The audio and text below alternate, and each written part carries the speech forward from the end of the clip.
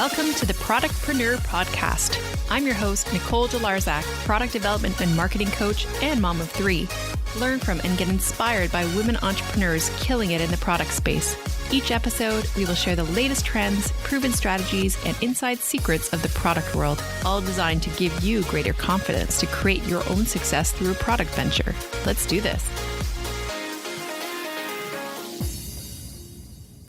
Welcome to episode 22 of the Productpreneur Podcast.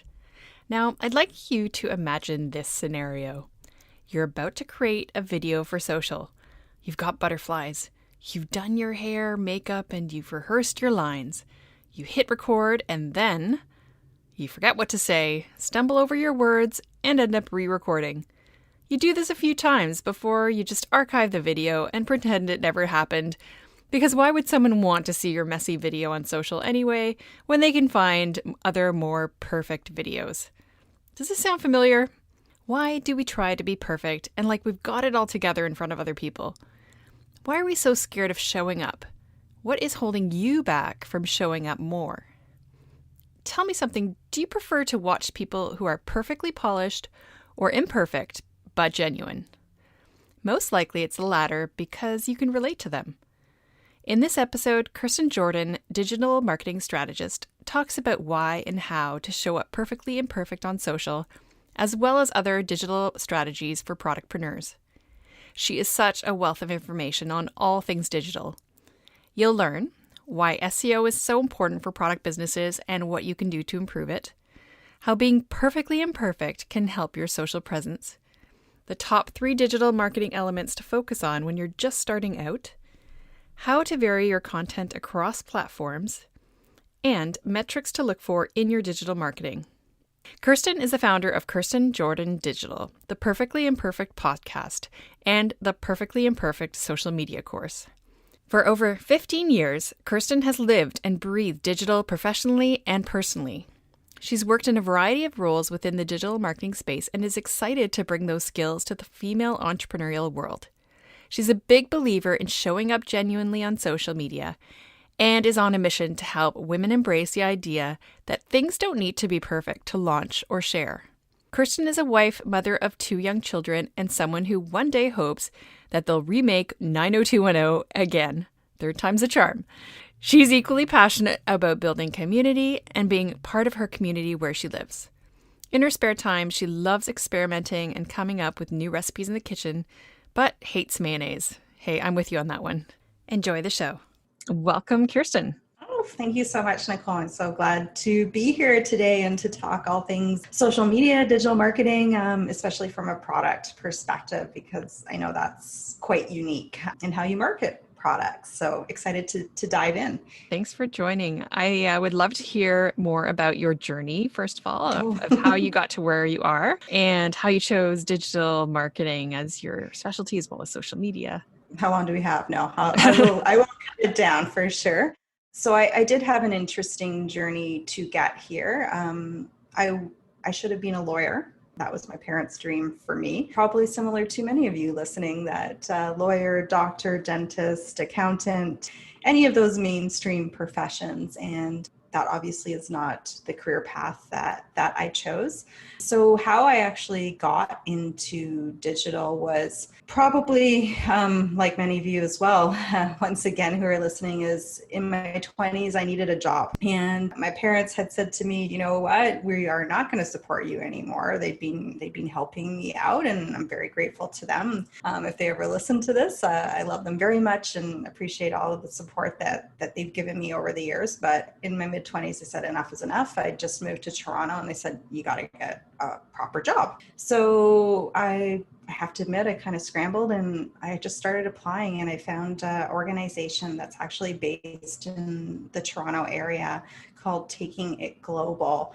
So the IT in the middle actually stands for IT, and it's an organization that was founded by 2 amazing youth entrepreneurs, Jennifer Corriero and Michael Furtick. And their whole organization is around connecting youth from around the world to do social good. And the way that they do this is through technology. And I was lucky enough to work with them for close to 2 years. And my role was around building partnerships across the globe and connecting youth using technology. And from there, my love of digital grew. So that was my initial start. And because of that work, it wasn't actually, Nicole, a job. It actually became a way of life for me. The people I worked with, amazing. The people I got to meet through this organization were also amazing. And I got to see the real power of what digital and technology could really do. And I also got to see what youth could do. And I think sometimes, I know this is not the focus of the podcast, people who are in the younger generations get a bit of a bad rap sometimes, that they're off not really doing anything. And have always, because of that experience, been a huge champion of what youth can do if they're channeled in the right direction, because there's some amazing ideas that come from that age group. So that's how I got started. And then from there, I moved on to another organization where I took on more of a corporate communications role, and over the years actually expanded my digital marketing knowledge and expertise. And I would say at this point in my career, I probably had worn so many different hats from a digital marketing perspective: online community manager, website content manager, social media manager, you name it, I've probably done it. And from there, I realized that one of my passions was actually probably did stem from my time at Taking It Global, that, big believer in community. And, my other passion is helping women grow in their careers. And so I looked at how I could combine this, and I landed on doing consulting with female entrepreneurs from a social media and a digital marketing perspective. So I know that's quite a long story, but I did want to give a shout out to Taking It Global, because I don't actually talk about that a lot. I don't think I've mentioned it. That really is where my love of digital came from. That's so cool. I agree that many people sort of dismiss the younger generation. But just a side note, I was doing a consulting position with World Vision, and we hosted something called the Social Innovation Challenge, where we had younger people, well, it could actually be anyone, but it was mostly people in university, were applying for these pitch competitions to solve like a global issue in a certain community and when we did it was the Philippines. So we had all these youth entrepreneurs coming and pitching ways to improve access to water or reduce waste. And it was so cool to see all these ideas they come up with. And like, they're just so driven to change the world. So I agree that they've just channeled properly, they will move in the right place. Oh, absolutely. I mean, one of the highlights of my time working there was I had the opportunity to travel to Mexico City and be a part of the youth conference at the larger International AIDS Conference. Toronto actually hosted that, I think in 2006. And Mexico City was a little bit later on, but really, wow. I mean, what those 300 or so youth did at that conference and managed to achieve, and they all connected from across the world before this conference actually began to mobilize and to do something. I mean, at the time, I think they had Kofi Annan actually speak, which the head of the United Nations, like, pretty amazing. So yeah, it was quite a time of my life, and something I'm very grateful for. For sure. Now, you also started something called Mat Leave Map. Do you want to speak about that? Oh, yes. Yeah. So on my first maternity leave, I felt it was quite isolating, and I actually found it quite difficult to find out about things to do in the city. So at the time I was living in the Midtown Toronto area. And I remember probably when my daughter was only about a week and a half old, I was like, what am I going to do? And I blindly typed into Google baby classes Midtown Toronto, and I was able to find classes through sort of just my random Google searching. And I was very lucky to end up through that class being connected with a group of women who we spent our whole mat leave together. And if I didn't meet them, I don't know, Nicole, what I would have done. We were able to go on walks together. We were able to go and find other classes together. We did outings to museums. And so I was like, if I ever have another child, I want to try and create a resource for women in the city or parents to actually find out about all the really neat things there is to do, right, with your baby. Because, I didn't even know that the Royal Ontario Museum had a mom and baby program. The AGO does as well. You could be a bra fit tester for bravado. There's some really neat things that you can be doing. I know that's completely random. So when I had my son, I had actually been sitting on this website for a couple of years. I developed it. I randomly hired a web designer in the United Kingdom. Don't do that. Don't hire someone over Twitter that you don't know. It was a disaster. And it was pretty bad code that I received on the flip side. So I was always a little bit scared to put it out into the world. And this actually does relate to embracing our imperfections. I decided, you know what? I'm just going to go for it. What is the worst that can happen? And my second mat leave ended up being all about Mat Leave Map website. And it really took me to so many different places. It got me to feel more connected to the community that I now live in Toronto. I got to meet some amazing business owners. And it was a very different mat leave, but I had my own sort of mini project. And because of that, that actually did spark the curiosity of what is this entrepreneurial world like? And I realized through joining some of the entrepreneurs groups, so you and I are part of Mamas & Co., I realized that a lot of women were struggling with their social and their digital marketing presences. And I was seeing them make foundational mistakes that I wish I could help them fix.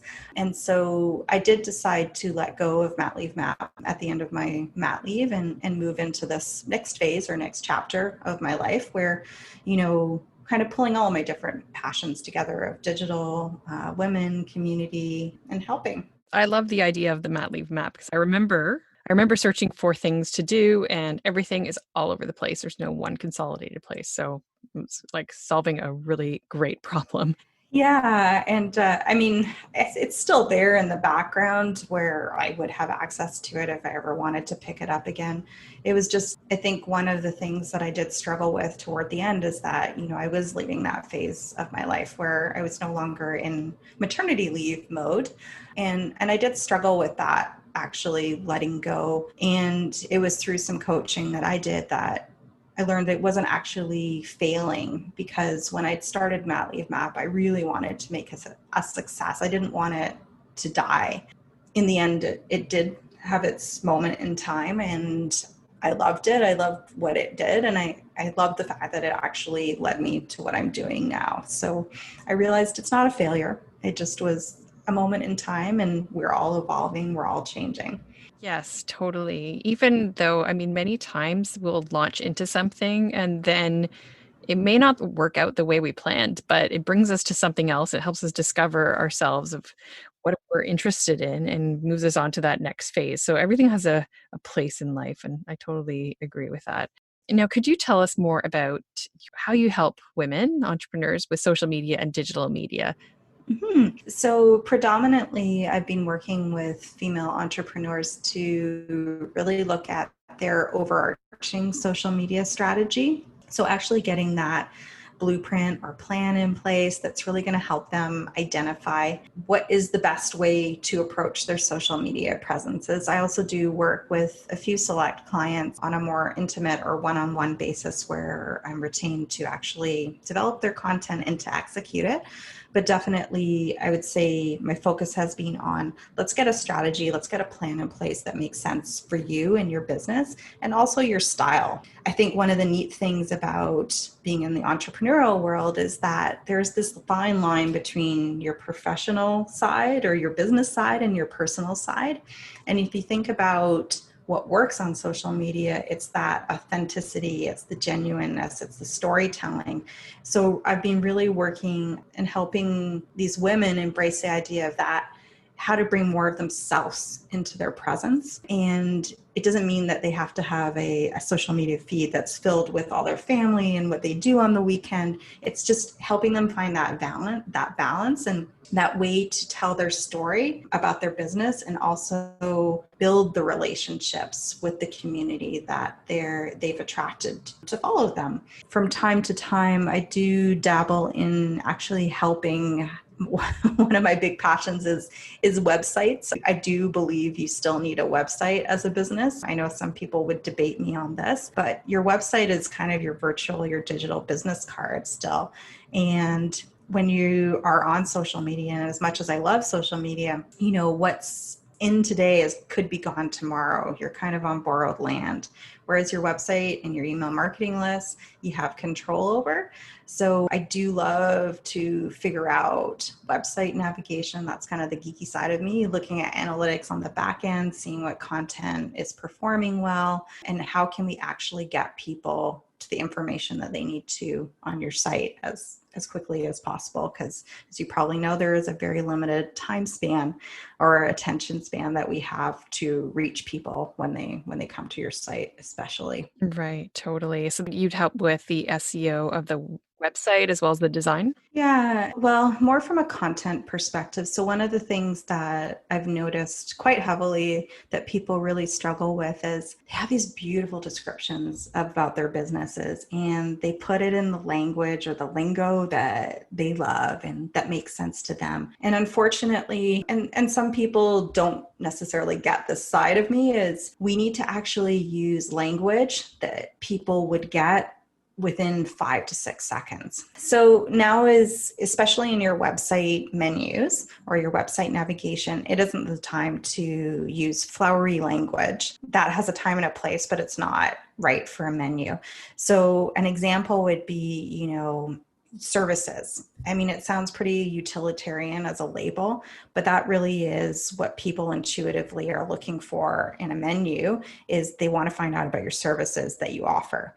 It's not the time to be like, work with someone who offers blah, blah, blah that I've seen. You got to get to the point. And like, I love helping people figure that out because it is a little bit of a puzzle. Right, absolutely. So language that converts more and that people understand. And that people understand right away. It doesn't tax their brain, if that makes sense, because sometimes we label things and we think it makes sense because it makes sense to us. It makes sense to our business because we're the ones that are in it day in and day out. But when your customers come to your site, especially new ones, they don't necessarily know who you are. They don't know what you offer. They're interviewing you in a way by coming to your website, and you need to give them a reason to stay on your site and make it easy for them to find the information that they're looking for. Yeah, I speak about this a lot with product entrepreneurs, that we need to improve the conversion on their site. And there's different ways to do that. And language is one of them, just to make things very clear. Also, the user experience as well. Could you actually speak about anything that you would recommend for product businesses to look at in terms of improving conversion on their website? So definitely from a content perspective, so as probably a lot of people listening, as well, from a search engine optimization, really using the words and the language that you think someone would be searching for. So if we think about the path of someone actually coming to a product owner's website, most likely they might have found you on social and they'll come over to your site to check you out. But they also might be on Google, and they might, for example, be looking for a new handbag. So they might type in handbag Toronto. So how can you incorporate kind of those keywords that you think someone is actually going to be searching for on Google? I mean, Google is such a powerful tool, such a powerful search engine. And if you can crack the code of actually upping your organic search performance and actually getting people to the site, I think that's the one thing. So really looking at your content that you're putting on the site about your product with a critical eye, and really thinking through, as I said, those keywords that someone might be searching for to actually get them to the site. And it does go back to the flowery language example of describe your handbag in the words that people are searching, not in the way that you would love to describe it from a descriptive perspective. There, you can build that in, but really think through the search terminology. That is critically important. And I think at the time of recording, we are in the middle of a pandemic. I subscribe to, I think it's called Google Trends or Google Insights, an e-newsletter comes out from Google. And people are buying online in hordes now, right? So there is a real opportunity to leverage that and to actually leverage search engines more from a business perspective. I do think that from a product business perspective, when I look at, you definitely should have a multi-channel digital marketing strategy, social media, email, website. But I do think that product owners, there is a huge pro from a search engine perspective. There's a huge opportunity for them to tap into that, because social media, I would say from a product perspective, it's going to take you time to build up that reputation, those relationships. But you could very well, as I said, have someone typing in Google looking for products, and then they come to your site, and then hopefully they buy. That's great. Yeah, great points. First of all, I'm glad you said that about product businesses, that there is a huge growth in online ordering, because somebody said this to me the other day that, oh, there must not be a lot of people looking to start businesses right now or product businesses. And I said, actually, no, the contrary. Like, the online sales are growing and people are looking for a side income or another income or whatever. So it is actually a great time. And the fact that we really need to focus on getting people to the website through keywords and making sure you have the traffic in order to get the conversion, that's super important. I think traffic is something that people just struggle with a lot beyond using paid advertising, because paid advertising, as we know, is very expensive. So how can you make the most out of your website to get people to the website? And then once they're there, how do you increase conversion? So important.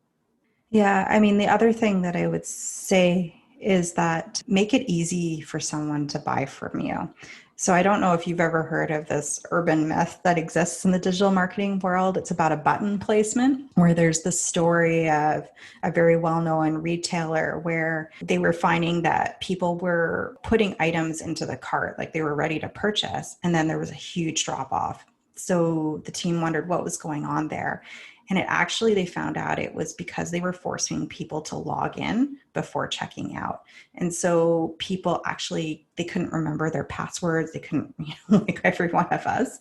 And so they just abandoned the cart at that point. So that actually sparked the checkout as guest button. So really look at ways to not, like, I know we want to collect emails, we want to force people into our community, but how do you make it easy to have people buy from you? Because if there's those barriers, they're just going to walk away. Yes, for sure.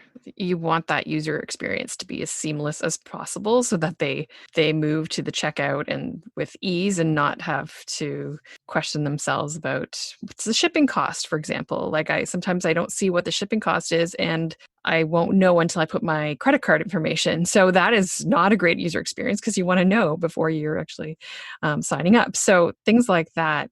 And I think if you can just audit your website, or get someone like you to audit their website, and to know where those hiccups are, that would be ideal. Yeah, so let's get back to social media and your focus on perfectly imperfect social media. I love that line, because I think that is something people struggle with so much. Any entrepreneurs can struggle with this idea of, or actually anyone would struggle with this idea of being perfect, because everything looks so perfect out there.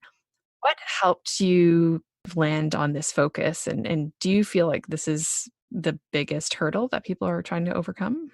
When going back to the Mat Leave Map days, what I found really resonated with the community that I built was when I was being more real. That was the content that performed the best. And because of that, I think as women in particular, we really, really struggle with the idea that everything has to be perfect. I mean, even right now, this week I've sent my daughter off to school and I wanted everything to be perfect for her. I wanted her to have a new lunchbox. I wanted her to have like the perfect mask. I wanted, everything to be good to go. And it's almost like we're wired to not accept less. Even myself, this is something that I'm continually working on. And so I really love the idea of us, there's never going to be no thing as 100% perfect. And so what I've seen a lot is that people almost stop themselves before they put a product or a service or even a piece of content out because they're scared, because it's not perfection. And, what they wonder what's going to happen. So the worst thing that can happen is your piece of content bombs. Nobody buys your service. Nobody buys your product. Sounds pretty harsh, but if you don't actually put yourself out there, you're never going to know. And so I'm a big believer in you got to put yourself out there and you're going to learn along the way. So, right now I'm putting a course out there. It's not perfect. I love it. I hope everyone that's enrolled loves it. But I know that with each cycle of course that I go through, I'll improve and I'll learn from it. And I think, it's the same thing for anyone that's developing a product. You continually learn. You get that feedback from users, from customers, from clients, and you're like, oh yeah, this is how it would make it better, right? So we gotta push the idea of perfection away and start putting ourselves out there more, because there's just so many amazing ideas and businesses out there that are being way too quiet online. That's so interesting. I would love to know which ones you think are being too quiet. Or cautious, right? Cautious, yes. And I think you're totally right. Like I just find myself even I just want to post something, but then I stop myself and I don't go on live or I don't go on video or whatever it is. And I just love this idea of being imperfectly perfect because you're giving people permission to just go out there and make mistakes. It doesn't matter. You don't have to show up as a movie star or whatever. You can be yourself. And it's so important for people to get out of their, laptops behind the scenes and more visible because especially product businesses, people want to see what is behind the product. Yeah. And I think probably I'm curious even why you wouldn't go on live or on video, but I'm not going to put you on the spot. But I do have I have a prediction that we always think, oh, like my hair's not done, my makeup, or I'm not wearing the right top, or, where am I going to take this video? If that sounds like you, use something like Instagram stories. They disappear in 24 hours. You can even delete it if it doesn't seem to work right away. Delete's your best friend. And the fact that, social media is this 24/7 nonstop thing, it's going to be gone tomorrow. And so you gotta put yourself out there. And I think right now video is big. Video is trending. It's a great format. It performs well. If you think about TikTok, IG Reels that Instagram just put out, IGTV, video builds a connection with your audience in a way that flat pieces of content in the feed might not necessarily work.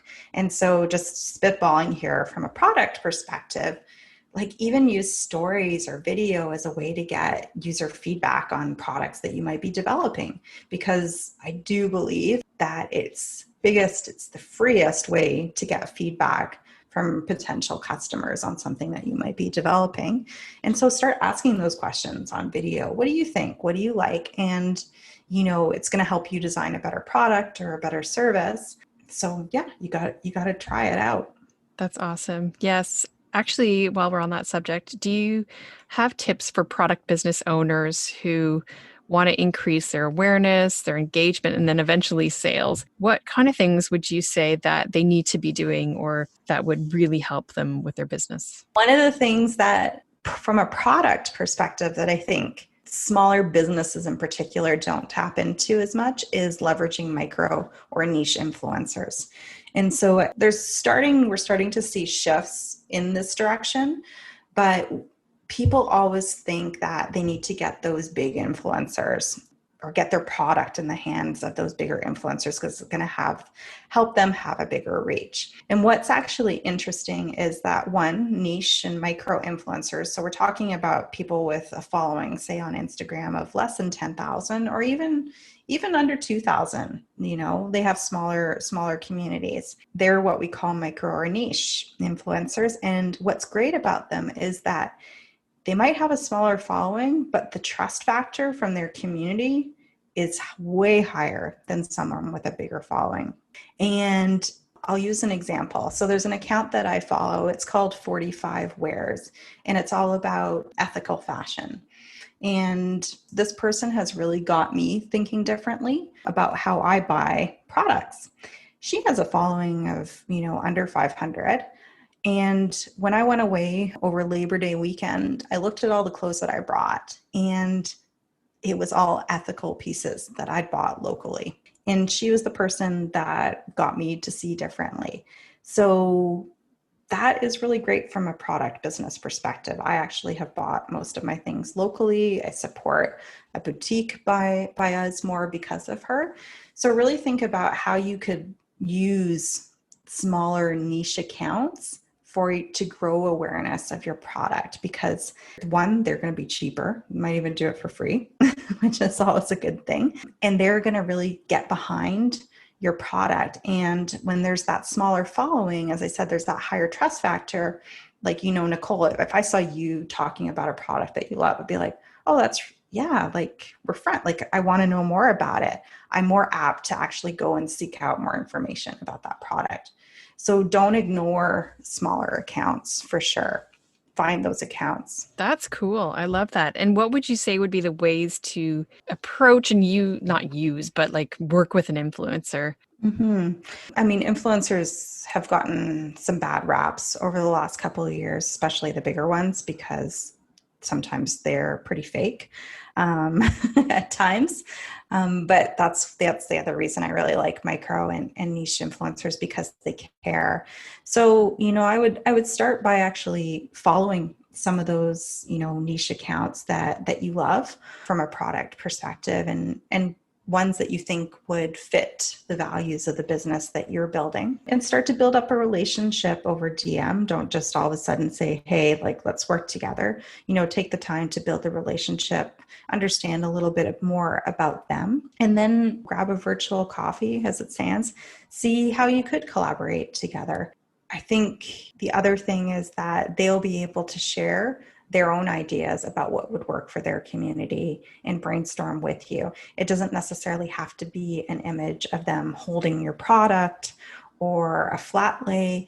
They'll think up creative ways to leverage your product. So great idea. And actually working with them and speaking to them about it is a great way to do it, because you think you have to have it all together and know what to ask them, but maybe it's just a conversation. So that's great. Do you have any tips on increasing your email list through social media? Because we all know that email is king, or maybe there are people who don't know that. Yeah, it's funny. I've heard so many different variations of this. I'm laughing because I've heard content is king. I've heard community is now king. I've heard content is queen. But yes, email marketing lists are definitely important to have, especially from a product business perspective. There is the potential for giveaways. Sometimes they work more successfully, sometimes they don't. So think about how you could do a giveaway with the product that you're actually promoting in return for an email exchange. So that would be definitely one idea. Making sure that you actually, I'll use Instagram as an example, in your bio, that you actually do have that call to action, that you ask people to sign up for your email list as one of the different buttons that they can press. The other thing from an email perspective is, what's the incentive for someone to give you their email, right? And often, is there a discount or a promo code from their first purchase that you could be offering in return? So that would just be something that I would think about from a smaller business perspective of, is it free shipping? Is it $10 off an order of $50 or $100? Something to consider. And then going back to the website piece, really having that prominent call to action to actually subscribe to your list, because you don't want to miss out. Sometimes it is very buried. I will say one of my pet peeves is landing on a site though, and having that pop up appear right away, because your developer or even yourself, you should know how to time it differently. I might have, as a potential customer, just landed on your site for the first time, and like within 3 seconds I'm being asked to give my email. I don't even know if I like you right now. Why would I give you my email? And if I gave you my email, I would probably give you my C squad email. So that, how do you actually get into the inboxes of the A version of someone's email? It's becoming tougher to do. One of the things that it's not email that we're starting to see more of is text-based marketing. So looking at potentially how that could work for your business as well, to give deals or promotions that way, because it's harder to get people's emails, I would say, at the moment, because their inboxes are pretty full. Then it comes down to what's the content that you're sharing in your email. So they might give you their email address, but when they actually see the content that you put in, say the first email that they receive from you, is it of interest? And if it's not, they probably are going to unsubscribe right then. So you really got to think about the content strategy for your email marketing as well. Yeah, that's great. Actually, text messaging is like a new and growing way. And I do notice texts when they come in way more than emails because I'm so inundated. I saw text-based marketing more overseas, over the years. Like, I've traveled quite a lot and lived in different places, and text-based marketing seems to be more dominant in other parts of the world, I've noticed, but it's slowly starting to creep up in North America as well. Okay, interesting. I'm just going to back up actually, because I did say email is king. And the reason I said that is because it does have very high ROI and you own your email list. But what would you say, like in terms of content is king or email is king or whatever, all the different tools that people can use with digital media? What would you say is the most important, and what, as a minimum, should people have? So as a minimum, from a product perspective, you should have a website presence, you should have an email marketing strategy, and you should be on 1 to 2 social media platforms that make sense for your business. I think people think that they have to be everywhere. And especially if I take it from a smaller business perspective, you probably don't have the bandwidth to do everything at once. And this is something that I advise anyone that I develop a strategy for from a social media perspective, is to start with 1 or 2 platforms that make the most sense from a business perspective, as well as your audiences. Because sometimes I'll go and I'll be like, well, you have a Twitter profile, but you're not feeding it. And they're like, oh, well, I just started it because I had to. I'm like, well, why did you have to? Is your audience even there? Oh, I don't know. So really, you don't need to be everywhere. You need to be smart about the platforms you're using and find the right mix. But the bare minimum definitely is 1 to 2 social, email, and website. And then you can grow from there for sure. I think this is going back to the imperfection. You're going to figure it out along the way, what actually is working for you, and what the conversions are per channel. Once you've figured out sort of the platforms or the channels that you want to use, it's really, you got to feed those channels, right? So it's all very well and good to say, I'm going to have an email list, but then do your subscribers ever hear from you? And I'm guilty of this. Like I started one and then I'm like, oh my God, I've never emailed them 3-4 months in. Like they're not going to remember who I am. So I had to write this email, and hopefully it was funny. Like, hey, remember me kind of thing. But you gotta feed those channels with content, and content can be repurposed across the channels. So I think, everybody thinks that you have to write net new from the start. But if you have a solid email, extract from that for your social media. You can, chances are there might be some overlap, but there might not be. And not everybody's going to open the email, unfortunately. Sorry to be the bearer of bad news. And not everybody's going to see your social media posts, because algorithms are mean. Great advice. That's great. Thank you. And how do you know that you're doing it well? that you're actually making some progress? So, I mean, it depends per channel what metrics that you would look at. So, I mean, I think sales are probably the biggest indicator of are people actually buying from you. But if I was to look at it from, say, a website perspective, what's the bounce rate on your site? What bounce rate are you seeing? Like, are people landing on your website and then they're bouncing off immediately? So for anyone who's listening that doesn't know what a bounce rate is, it's someone comes to your site and they don't do anything. They don't take any action and then they leave. And so you'll have a higher bounce rate. So you want a lower bounce rate. And then from a social media perspective, some of my favorite metrics to look at is I love shares and saves, because that to me is a deeper engagement. I don't care about likes, like I really don't.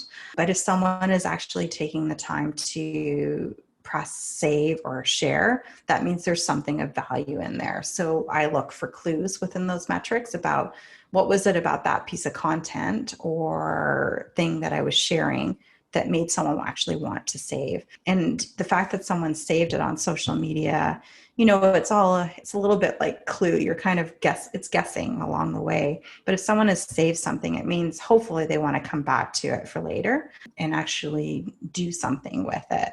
So, I save all the time products I like, even pieces of content that I like for inspiration. So those are metrics definitely to look at. From an email perspective, you want to look at your open rate. And I would look at trying to figure out what are the benchmarks that is good for your industry, because it is going to vary from sector to sector. Awesome. Yeah. And are there any businesses out there that we should watch out for, like the gold standard in terms of being authentic on social media and having a great presence, digital presence? Oh, that's a tough one. So, I mean, those of you that know me, you're listening to this, I'm a huge fan of the Pink Studio in Toronto. That's a local fitness studio. They have such an amazing way of building a business presence that sells, but it also inspires and builds community.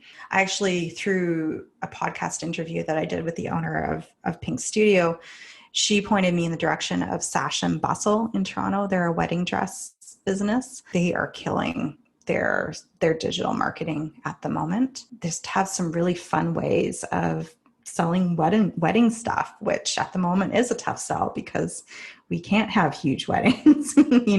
Buying your wedding dress looks a little bit different than it did when I did it a number of years ago. So they're doing amazing. And then one of the sort of the bigger companies, Majuri jewelry brand, I really like their social media presence. And then Blue Boho is another jewelry business too. Cool. Okay, I'm going to check those out. We'll put the links in the show notes. Is there anything else that you'd like to tell our listeners? Any advice, stories, jokes? You got to tell people about what you do, and tell it in a way that makes sense and solves a problem for them. So I'll go back to the handbag example because I miss handbags right now, Nicole, because I don't get to use them as much because I'm not really going anywhere. But how is your handbag different? How is it unique? Why should I buy from you? Because chances are there are so many competitors out there that are making a similar product to you. So what makes you unique? And I do think that whether you're a service-based business or a product-based business, what does make you unique is you as the business owner, the business founder. There is a uniqueness that should be coming through in your content, and go with the storytelling approach. Lead with that in your content strategy. And I think you will see more conversions from a product perspective for sure. Great. I love that. Thank you. Yes, I think we need to definitely tell people what we do, but also why we're different. That's great advice. How can people find you and great course and podcast? Awesome. So I have a podcast called Perfectly Imperfect Social. So my podcast editor tells me it's on all major listening platforms. So just search for it on Apple, Spotify, Google Podcasts, all of that. And then on Instagram, I'm at Kirsten Jordan Digital. Perfect. Thank you. And your course? Yes, it is. The first round actually starts at the end of September, so it might not be relevant by the time people are listening to this, but I will be doing another round in the new year. So stay tuned on that. And if you follow me on social, you'll definitely get all of the information. That's awesome. All right. Thank you so much for coming on the show. I think we learned a ton. I know I did. And I look forward to seeing more of your posts and hearing more of your podcast, and just think that you're doing so much for women. So thank you so much.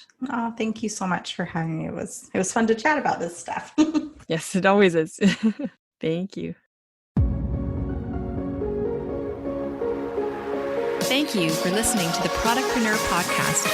If you loved this episode, we'd be so grateful if you could take a sec to subscribe, share it, and review it on Apple Podcasts.